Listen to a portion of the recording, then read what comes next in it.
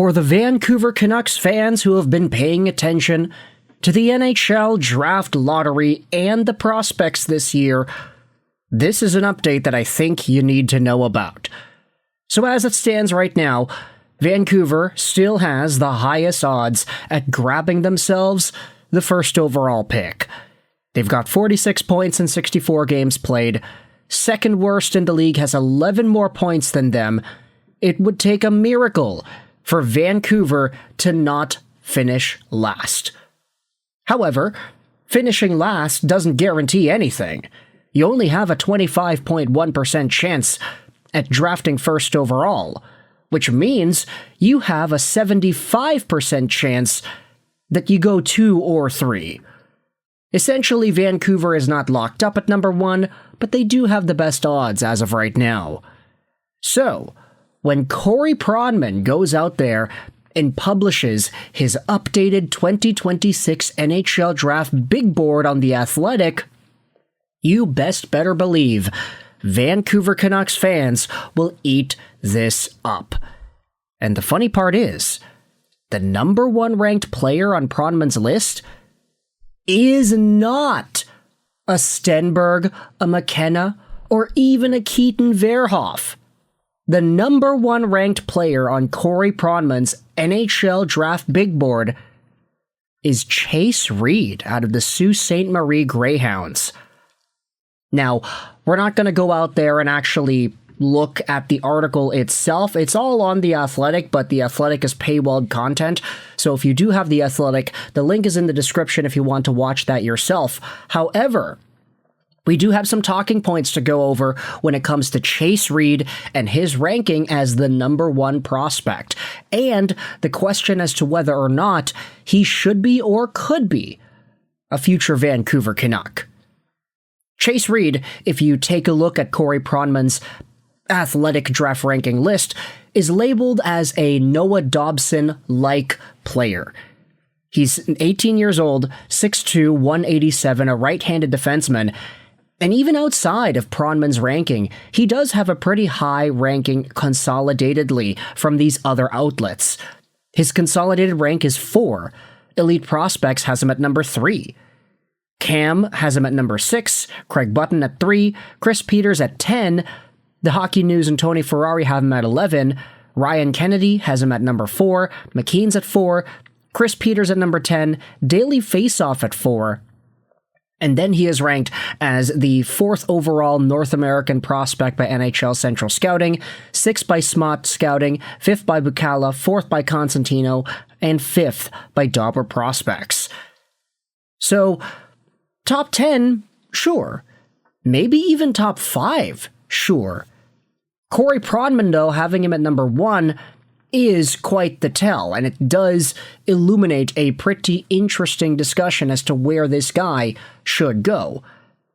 If you're thinking about this player as a Noah Dobson-esque defenseman, you're looking at an all-situations, mobile, defensively stable, offensively productive guy, and for the most part, that's what you're getting out of Chase Reid. This season, he's got 47 points in 42 games played, and he's on pace for 54 points over 48. Definitely a fine draft-eligible year for a guy who is still in his eligibility season. He also played for Team USA at the World Juniors, getting 4 points in 5 games over there. Chase Reid is taking full advantage of the new NCAA rules as he is committing to Michigan State University for 27-28, despite having already played 2 seasons in the OHL. Chase Reid may take a while to become an NHL player due to his path and due to his collegiate commitment, but this is still a guy who has a super high ceiling, and there are some opinions that have been shared about him and his game. Take a look at this. When you're comparing Chase Reid to the other defensemen at the top of the draft, Keaton Verhoff, Scott Wheeler went out there and posted this a few days ago. Keaton Verhoff in the NCAA, he had 17 points in his first 22 games. However, in his last 10 NCAA games, he's only got 3 points. He's playing well, better in some respects, but the offense for Keaton Verhoff has dried up a little as of late. Now, like it or not, this is going to have a negative effect on Keaton Verhoff's draft eligibility and how folks around the scouting community view his season. We always talk about momentum when it comes to these NHL drafts. The prospects that explode in December and start continuing the rest of the year with extraordinary point production and play usually get a boost. Juraj Slafkovsky was not ranked number 1 at the start of the 22 season. He worked his way up there with the Olympics and the World Championships. The opposite is true for these players as well. If you start out hot and then you stop scoring, you're not going to do all too well at the final rankings. Let's go out there and take a look at this. Thomas Drance and Jamie Dodd on Canucks Talk earlier this afternoon had Jason Bukala on the show to weigh in on Chase Reid and his number 1 ranking at the hands of Corey Pronman. Bukala said, "I'm splitting hairs between Verhoff and Reid. Reid has a lot of momentum." And rightfully so. He's been a point per game the last few games over here, and if you take a look, he has been playing a lot of minutes too. It's not mentioned here on the OHL tracking time on ice meter, but it was talked about here by Bukala on the Canucks Talk program. Chase Reid is a guy who ended up playing 33 minutes in a recent 60-minute hockey game. 33 minutes. And you talk about a Noah Dobson-like caliber player. Yeah, if he's eating all of the minutes here, you can talk about him having the offensive and defensive stability of a Noah Dobson, but he'll have the minutes-eating ability of a guy like Jay Bouwmeester, somebody who just doesn't leave the ice surface and who is consistent and who's stable the entire way through. Cam Robinson went out there and responded to a question all the way back in January. Pedro asked him here, from all the defensemen in this year's draft, which one has the highest offensive ceiling? Pure offensive ceiling, it's Xavier Villeneuve. High-end offense with size and skating, it's Chase Reid.